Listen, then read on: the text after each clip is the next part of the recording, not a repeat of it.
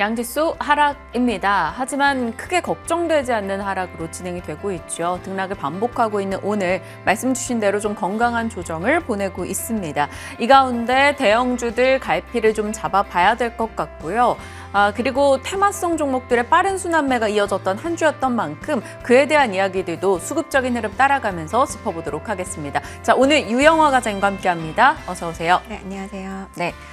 머니맵 통해서 지금 시장 분위기 어떤지 먼저 확인해 보도록 하겠습니다. 자, 앞서 말씀 주신 대로 대형주 전반에 조정이 나옵니다. 삼성전자는 보합권이고요. SK하이닉스는 낙폭 조금 키우는 모습 포착되네요. 2차 전지 밸류체인 오늘 전반으로 하락하는 움직임 포착됩니다. LG화학이 낙폭 좀 키우면서 2% 이상 밀려나고요. 요즘 LG그룹주가 전반적으로 시장의 상승에 동참하지 못하는 흐름이 나오고 있다는 점도 도드라집니다.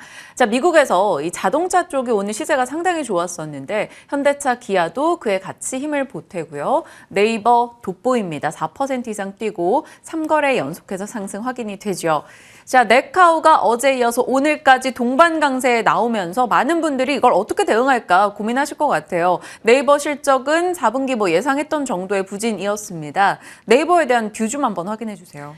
일단 실적 발표 후에 주가가 그렇게 크게 상승하는 흐름을 보이진 않았어요. 그거로 미루어 보아서 일단 탑라인의 2% 성장은 긍정적이라고 보여지는데 아마도 이제 영업이익이 조금 이제 실망스러운 모습이었던 것 같습니다. 하지만 이제 플랫폼 기업이기 때문에 탑라인의 성장을 그대로 이어갔다라는 점은 이제 좀 긍정적인 것 같아요. 다만 콩콜이 있은 후에 지금 주가가 4% 이상 상승을 하고 있는데 네. 아마도 최근에 핫한 챗 GPT, 그러니까 GPT 관련된 검색 기능에 대해서 올 상반기에 출시를 하겠다.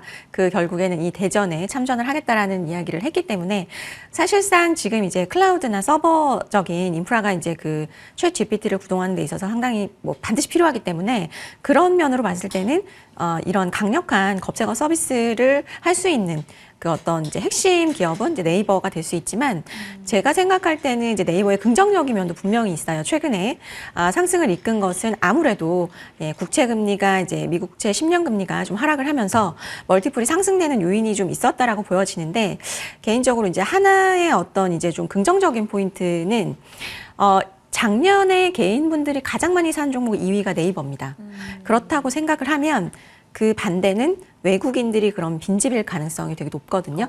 그래서 지금 올해 초처럼 외국인들이 국내 기업을 빈집털이를 하는 경우에는 그게 이어진다면 조금 더 추가 상승이 가능할 수도 있어 보이는데 이제 마지막으로 리스크 하나를 좀 말씀을 드리면 국채 금리가 아까 말씀드렸던 대로 하락을 했기 때문에 주가가 상승되는 요인이었다라고 말씀드렸는데 이게 지금 3.4에서 3.3 정도까지 이제 단기적으로 레벨이 좀 다운된다라고 본다면 아직은 이제 그 멀티플이 좀 더 올라갈 수 있는 룸이 좀 덜 남아 있는 거 아닌가.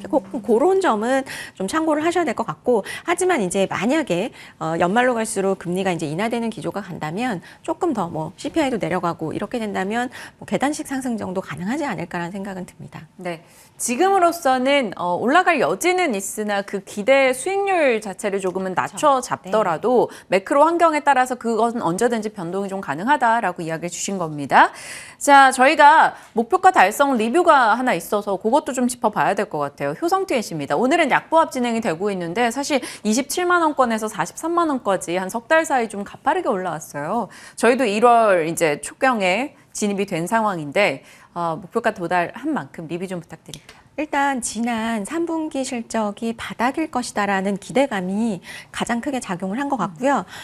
최근에 강한 상승은 3분기가 바닥이 맞았구나를 확인시켜준 실적이었어요.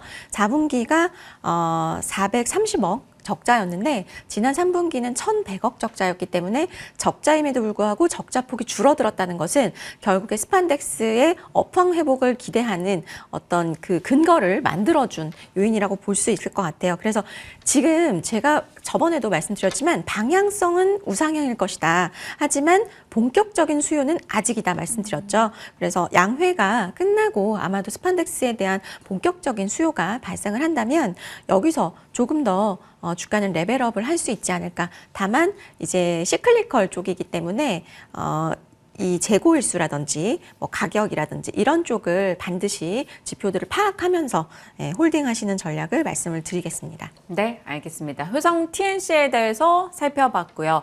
이제 또 한 주간에 있었던 시장의 이야기들을 한번 살펴보겠습니다.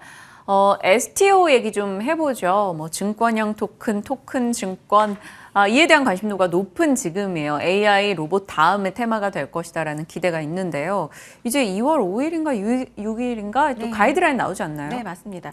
일단은 본질은 그런 것 같아요. 증권사가 어떤 이게 신규 수익원이 굉장히 좀 제한적인 상황에서 어쨌든 신규 수익원이 될 만한 이러한 증권형 토큰 사업이 열린다고 하니 다들 좀 많이 이제 궁금해 하시는 것 같은데, 제가 볼 때 가장 중요한 것은 이 신규 사업이 열릴 때 이것이 이 규제의 방향이 결국에 증권사에게 정말 수익이 될 수 있느냐가 저는 본질이라고 생각을 하거든요. 제가 볼 때는 이제 2월 5일 날 구체적인 가이드라인이 발표가 될 텐데요. 최근에 이제 관련 사업 진행 중인 중소형사 증권사들의 어떤 그 주가 흐름을 보면 이 회사들에게 좀 유리하게 발표가 되는 건가라는 어떤 기대감이 이제 반영된 주가라고 보시면 될 것 같아요. 만약에 이제 그 관련된 규제가 이제 풀리고 시행이 된다라고 한다면 이제 부동산이나 미술품 그리고 이제 명품과 같은 실물 자산을 유동성이 좀 없는 실물 자산을 기초 자산으로 해서 디지털 자산 거래가 허용이 되는 걸 텐데요. 최근에 관련 사업에 일부 증권사들이 좀 적극적인 행보를 먼저 보이고 있어요. 아무래도 대형사에 비해서는 중소형 증권사의 경우에는 좀 신규 사업 도입하는 데 있어서 변화에 좀 기민하게 대처를 하는 편이기 때문에 그런 장점이 있다라고 보시면 좋을 것 같고, 특히나 작년 실적이 악화되었던 그런 증권사의 경우에는 새로운 수익 창출이 더욱더 간절하게 매력적으로 좀 받아들이는 것 같아요. 그래서 예를 들어서 지금 이제 관련주로 계속해서 기관 수입이 강하게 유입되는 쪽은 SK증권과 역시나 한화투자증권인데요. 네. SK증권 같은 경우는 올해 조직협평까지 하면서 뭐 여러 그 관련된 회사들과 협업까지 맺고 있는 상황으로 모아서 가장 적극적인 행보를 보이는 것 같아요. 그러다 보니까 그 주가도 흐름을 같이 하는 것 같은데, 아까 말씀드렸지만 이게 정말 돈이 될 수 있는 가이드라인이 나오느냐가 전 제일 중요할 것 같거든요. 네. 그런데 아직 세부 가이드라인은 나오지 않은 상황에서 지금 그 허용 조건을 보면 실제로 도입 후에 투자 비용 대비 수익성이 좀 떨어질 수도 있다. 이런 얘기들이 좀 나오고 있기 때문에 이 노이즈로 오늘 좀 빠지고 있는 것 같고, 만약에 실제로 이러한 좀 규제가 강화된 가이드가 나온다면 관련 기대감으로 이미 주가가 올랐기 때문에 저는 실망 매물이 출회될 가능성이 상당히 있다라고 보여서 이래도 저래도네요. 네, 그래서 저는 조금 지금 이미 기대감을 많이 반영했기 때문에 좀 유의하실 필요 있다. 다만 아마 이제 발표가 되고 이러한 어떤 우려적인 요인이 없고 이걸 딱 분석을 해봤을 때 증권사에 유리하겠는데? 라는 판단이 되면 또 약간 시세가 움직일 수도 있겠죠. 네. 리스크 관리 차원에서 또 어느 정도 그런 네네. 전략을 참고해서 가는 게 필요하지 않을까라고 생각도 듭니다. 네. 자, 이제 사모펀드와 연기금 수급이 방향을 가리키는 곳을 살펴보도록 하겠습니다. 이번 주에는 수급적으로 어떤 움직임이 있었을까요? 재룡전기, 현대일렉트릭, 이쪽 전력기기 쪽도 눈에 띄고요. 엔터 쪽도 보이고 2차 전지에 뭐 뉴프렉스 하이비전 시스템, 뭐 메타버스 이런 쪽도 확인이 되고 있습니다. 2차 전지 먼저 갈까요? 일단 그 연기금이라는 기관은 굉장히 자금력이 좋잖아요. 네. 연기금은 이제 이 자기가 사고 싶은 섹터를 살 때 한 번에 못 삽니다. 왜냐하면 돈이 너무 크기 때문에. 그래서 나눠서 분리해서 사기 때문에 보통은 본인들이 원하는 쪽이 있다면 문 열리면 사는 경우가 좀 많아요. 문 열리면 계속 그 섹터를 좀 사고, 최근에는 이제 11월에 그 참고를 하면 11월부터 리오프닝 관련주들을 쭉 네. 샀었죠. 근데 지금은 이미 이제 테슬라의 4분기 실적 발표 이후에 가장 이제 강력하게 사는 쪽이 2차 전지. 2차 전지를 왜 사는지를 좀 보시면 제가 볼 때는 일부는 쇼커버가 있을 것이고 찐 매수세도 들어오고 있다고 보여지는데, 일단은 밸류적으로 소재주들의 매력이 굉장히 높아졌어요. 너무 주가가 많이 과도하게 빠지다 보니까 뭐 수요가 둔화 우려 때문에 굉장히 좀 과도한 조정이 좀 있었다라고 보여지고, 다만 이제 그 가격 하락을 하면서 그 수요 우려를 좀 정면으로 돌파를 하는 테슬라의 정책이 좀 긍정적으로 시장에서 받아들여지면서 좀 기대감에 그 관련주들이 좀 상승을 했고, 두 번째로는 포스코 케미칼과 삼성 SDI의 깜짝 수주 발표가 있었죠. 그렇기 때문에 그런 부분들이 모멘텀을 좀 확 살렸다라고 보시면 좋을 것 같아요. 여기다가 아까 말씀드렸던 주가 조정으로 밸류까지 낮아졌기 때문에 공매도의 쇼커버링 플러스 순매수세가 이어지고 있는데 지금 현재 업황을 보면은 완성차 업체들이 전기차 생산 계획을 굉장히 가속화하고 있어요. 예, 그래서 배터리 공급 규모 역시 기하급수적으로 늘어나야 하는 상황이거든요. 그렇기 때문에 셀 업체 입장에서는 특정 공급 업체 의존도를 좀 그게 리스크이기 때문에 그걸 좀 줄이기 위해서 소재 업체를 좀 다변화하는 기존의 SDI가 포스코케미칼과 거래를 안 했다가 하는 것처럼 그렇게 하는 게 있고 또 소재업체 역시 셀업체를 다변화해서 안정적 매출처를 확보하려는 움직임들이 되게 빠르게 진행이 되고 있고요. 그래서 제가 볼 때는 이번에 이 그 수주권처럼 전통적인 협력 범위를 벗어나는 이러한 어떤 공급 계약이 IRA 시행 3월 전에 조금 좀 많이 좀 있지 않을까. 그래서 결국에 이런 부분은 이제 증설이기 때문에 이 EPS 추정치 상향으로도 이어질 수 있어서 잘 지켜보시면 좋을 것 같습니다. 기존에 조금 납품을 많이 하고 있던 짝꿍들을 네. 최근에는 여러 짝꿍으로 바꿔가는 흐름이 나타나다 그렇죠. 보니까 이 소재업체 입장에서는 고객사가 다양화되는 것이고 셀 업체에서도 뭐 특정 고객사에 편중된 걸 좀 분산한다는 리스크 관리가 될 겁니다. 그런 의미에서도 좀 볼 수 있다라고 판단해 주셨네요. 자, 그럼 잔금 해제 종목은 또 어떤 걸 픽하셨을지 궁금해집니다. 열어보도록 하죠. 자, 하나 시스템이에요. 미운 오리 새끼에서 100조로 주가 상승률 측면에서 얘기하시는 것 같아요. 네. 작년에 방산주 중에 가장 못난이들. 네, 가장 맞아요. 못난이고 아픈 손가락이었죠. 가지고 계신 분들 진짜 속이 답답하셨을 텐데 올해는 좀 기대해보지 않아도 될까 생각해서 갖고 왔고 작년은 이제 아무래도 실적이 역성장을 하다 보니까 뭐 네. 매를 맞았다라고 보시면 돼요. 그런데 뭐 이 회사 같은 경우는 이제 작년에 일회성 좀 어떤 그 손실 반영이 있었고 그런 부분들이 영업 외적인 부분에서 조금 부진했어요. 그래서 제가 볼 때는 이제 올해는 이런 일회성 비용 요인이 제거가 됐기 때문에 뭐 아무래도 투자 기업들에 대한 어떤 이런 그 긍정적인 부분들이 좀 재평가를 받을 수 있는 시기가 아마 아닐까라고 생각이 들고 있고요. 특히나 올해 같은 경우 이제 방산 수출 이런 부분들이 이제 실적에 반영이 될 가능성이 높고 뭐 전장 시스템이나 이제 레이더 기능 같은 것들이 수요가 좀 계속해서 늘어나고 있는 상황이기 때문에 이런 부분에 대한 어떤 신규 수주 이런 것도 기대해 볼 수 있을 것 같고 또 이제 이 회사가 투자를 되게 많이 해놨죠. 신사업에다가. 그 부분이 작년에는 사실은 이제 마이너스 요인이었는데 올해는 플러스 요인으로 좀 되지 않을까 네, 예상이 되고 좀 지켜보실 만한 부분은 지난주 주 후반부터 굉장히 이 관련된 우주항공이나 이런 쪽으로 위성 쪽이요. 네. 그렇죠? 그리고 이제 이 동사에도 매수세가 포착이 되고 있어요. 그 중에서도 매수세가 좀 가파르게 들어오는 쪽이 하나 시스템이라고 보시면 좋을 것 같고요.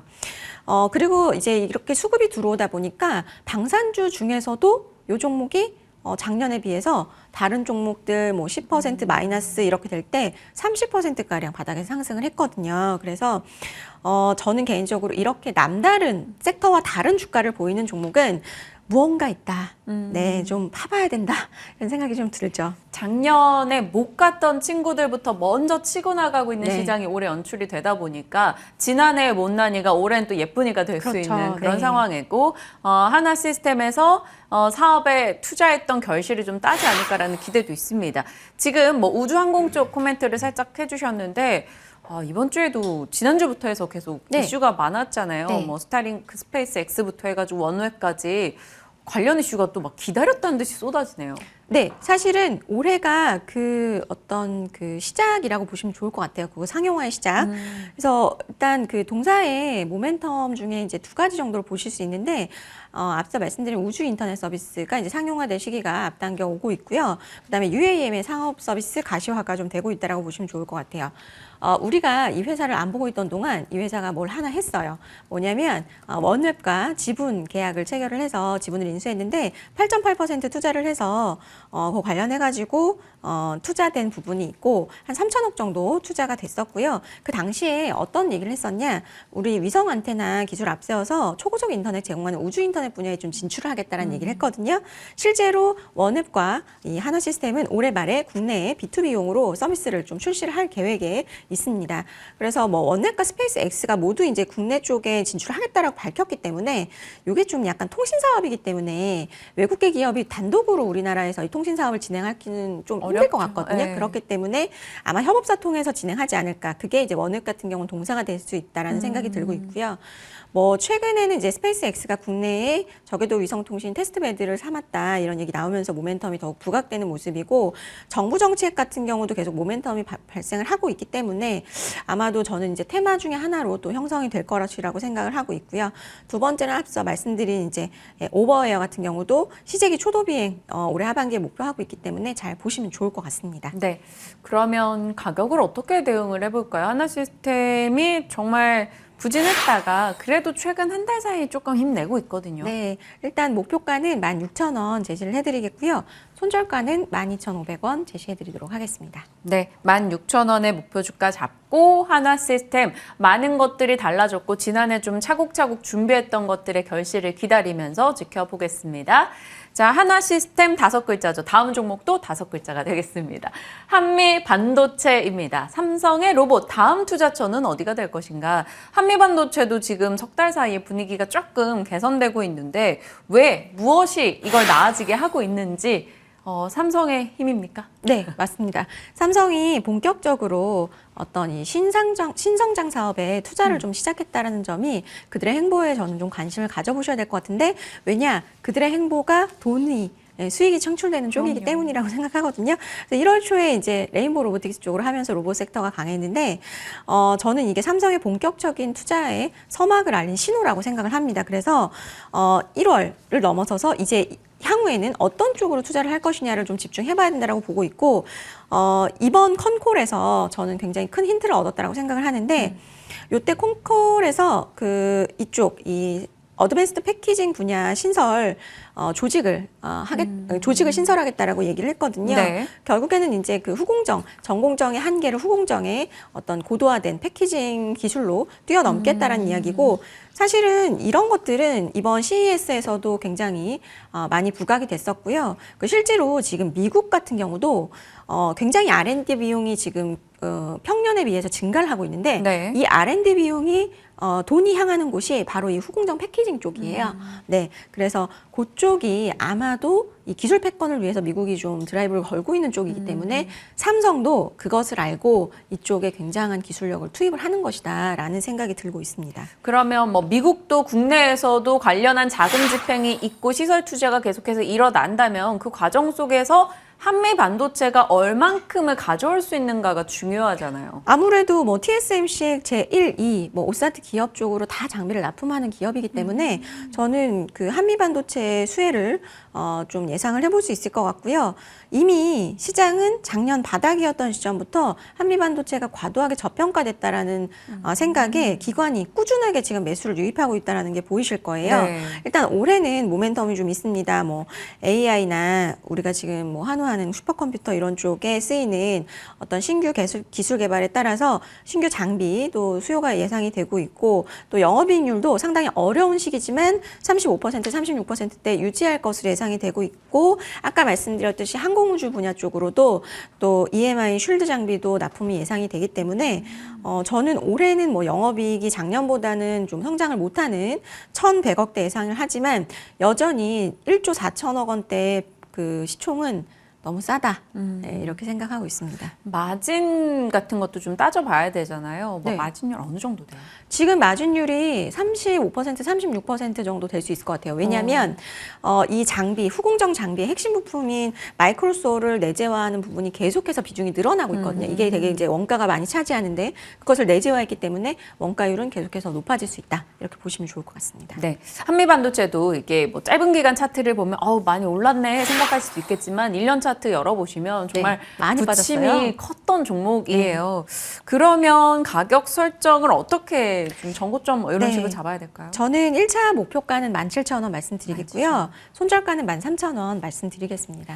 17,000원의 목표 주가, 그리고 손절 라인은 좀 타이트하게 13,000원 잡아주셨어요. 오늘 하나시스템 그리고 한미반도체 두 종목 살펴봤고요. 효성 TNC 리뷰와 네이버에 대한 전략까지 다뤄봤습니다. 자, 유영화 과장님과 이야기 나눠봤네요. 말씀 고맙습니다. 네, 고맙습니다.